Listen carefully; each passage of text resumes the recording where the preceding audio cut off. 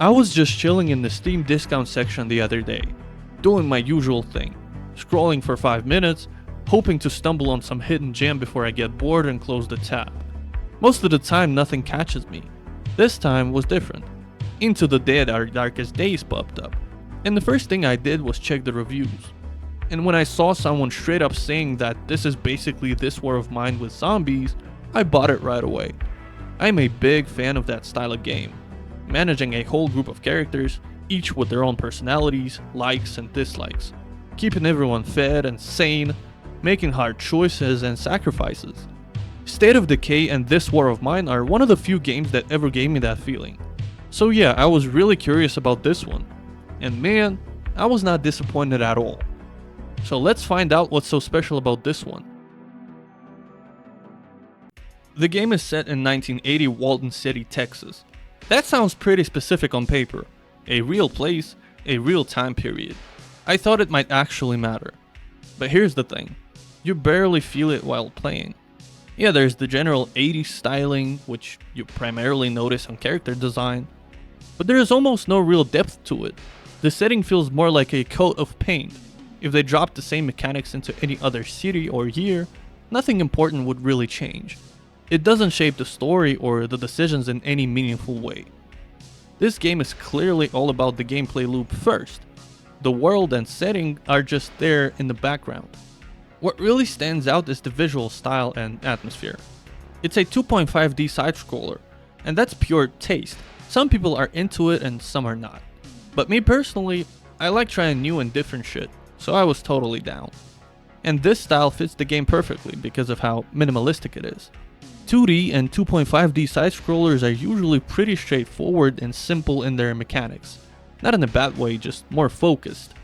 In full 3D games you get all that pressure for fancy textures, high-end graphics, complex animations and the fact that the camera is behind your back and you can look at everything from different angles. That shit adds a ton of expectations. A 2.5D side-scroller is more limited from the start, so you automatically don't demand as much. But that limitation actually lets the developers put way more attention on other things. So here's the general premise. You begin by picking 2 survivors from a selection of available characters. Each one has their own traits and skills, so you end up choosing based on what kind of initial stats you're trying to have.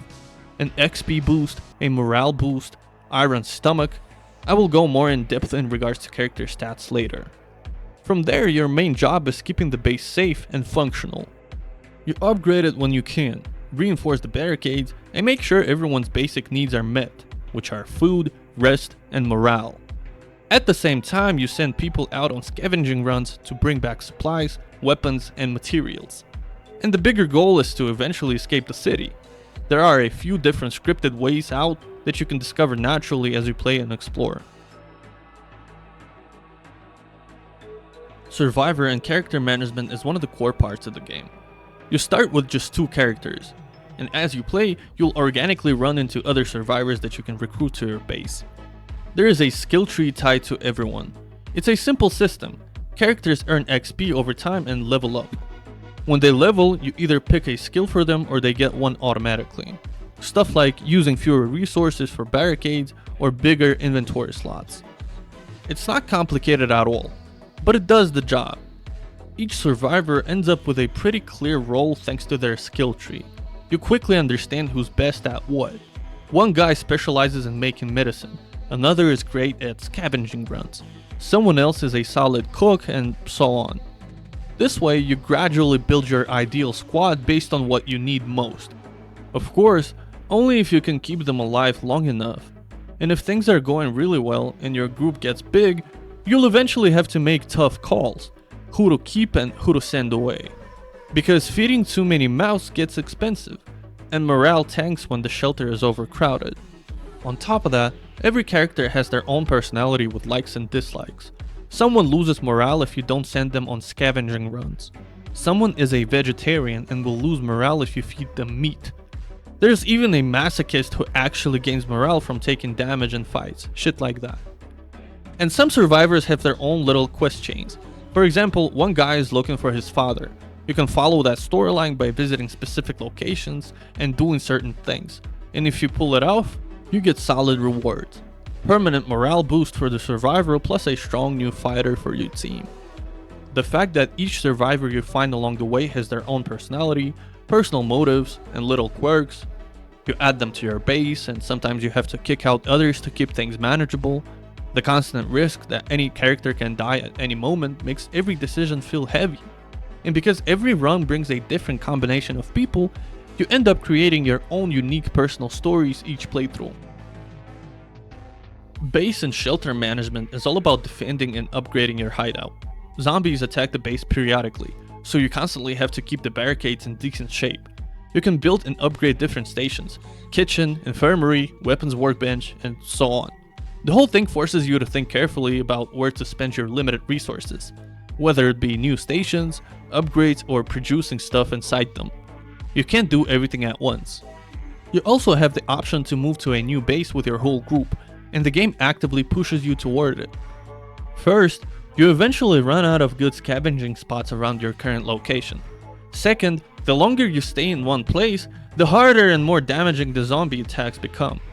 When you move, all your stations, upgrades, and resources come with you in full. But there is a catch. If you have something cooking, like growing plants in the garden, water collection, or setting up traps for meat, and you decide to relocate while it's still processing, you lose all the resources you invested in the final product, obviously. That adds another layer of strategy to when and where you spend stuff. Some bases also have unique features you can't build yourself, like bigger garden areas, water collectors, or even an alcohol producing machine. Their availability depends entirely on which base you're currently occupying. Scavenging and exploration is where most of the tension comes from. Right from the start, you get a map station at your base. That's your main tool for sending people out. At the beginning, you only have 2 locations available. To unlock more, you have to find these big telescope-like things while exploring, interact with them, and that opens up new spots for future runs. Each location has 4 main types of resources: general crafting materials for barricades, stations, and items, weapons, usually broken ones or parts, medicine, pretty straightforward, and food, raw meat, vegetables, seeds, snacks, whatever. The interface clearly shows how much of each you can find there. It also shows the difficulty with skull icons. More skulls, more zombies, and tougher fights. So every time you pick a location, you're weighing what resources you need most against how much risk you're willing to take. You can only send 1 survivor per phase to 1 location at the start. Later, you unlock the ability to send 2 different people to 2 different spots in the same phase. And since you're sending just 1 person, inventory space is very limited. That means every single scavenging run turns into a constant decision of what to grab and what to leave behind. Oh, and the really good loot is often locked behind doors that need lockpicks or bolt cutters, so you have to plan ahead for that too. Now let's talk about combat and stealth. True to the survival genre, this game does not turn your characters into action heroes. You have to approach fights strategically. Stealth is your #1 tool. Even if you have a really strong melee weapon or even a gun, taking on more than 1 zombie at a time is a huge risk. Dodging damage takes skill, and every hit from a zombie can lead to infection and potentially losing the character. Even if you're cracked at the game and can run around killing everything, stealth still has big tactical advantages. It saves ammo and preserves weapon durability, and you always want to save resources. When you do decide to fight head on, you often find yourself thinking whether you should put away the melee weapon to save its durability. But that means the fight takes longer and you have to dodge more, which increases the chance that noise will attract others. Or do you use the weapon quickly to end it fast, but lose some durability in the process? Guns make things way easier, but as you can guess, you don't want to rely on them constantly. First you have to find a broken version, then have a good enough weapons workbench, spend resources to repair it, and then keep feeding it ammo. It's a long and expensive process. So the takeaway is simple. Caution is always priority #1 when dealing with zombies. All these mechanics together create a constant feeling of high risk, tension, and real consequences. You can feel somewhat comfortable in the game, but it only comes with experience, smart task management, good risk assessment, and the ability to think fast when shit hits the fan during a high intensity moment. And the real magic of the gameplay loop is this. On paper it sounds kinda complicated with all the task assignment, resource juggling, and different systems. But in practice, you get used to it surprisingly fast and it just sucks you in. Everything clicks pretty quickly, yet the tension stays high the whole time. You are constantly balancing base management with scavenging runs in each day-night phase, and that keeps you in a solid flow state. You always feel like you're making meaningful decisions, and the risk is always there. Right now the game is still in early access, but in my opinion, it already feels like a pretty complete project. It's solid enough that it plays like a full game that just keeps getting new improvements and updates every several weeks or so. For example, in the version I played, they had just added traders, which wasn't there before, and that one feature alone changes the gameplay a lot. The fact that the full release is going to be even richer and deeper is honestly exciting. The only real things I can nitpick are some balance issues in combat. One-on-one zombie fights rely on dodging, and you have to react fast, but sometimes objects or the interior just blocks your view, so you can't fully see what's happening and miss the dodge. In a game like this, every hit you take is a real risk of infection. There are also occasional inconsistencies with zombie attack animations that cause the same kind of confusion.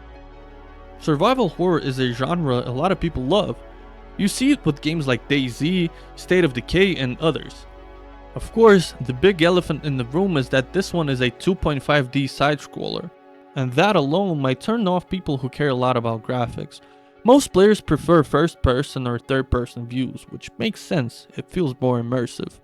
But if you look past that and check out everything else, the game holds up really well in the genre. It's made with solid quality, most mechanics feel balanced, it's fun to play, you get used to it fast, and it's pretty intuitive. You quickly get into a flow state. Everything is clear, and you don't have to Google stuff. So if you like the genre, I strongly recommend it.